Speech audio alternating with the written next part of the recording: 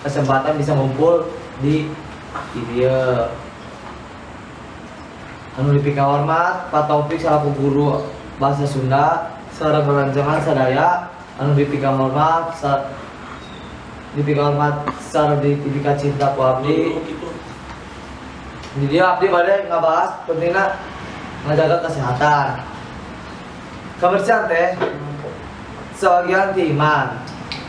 Sabab lamun urang jaga kebersihan teh bisa ngajawab di penyakit.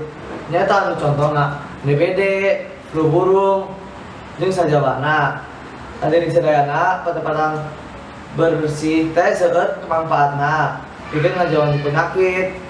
Sareng eta tempat teh jadi endah ditinggalina.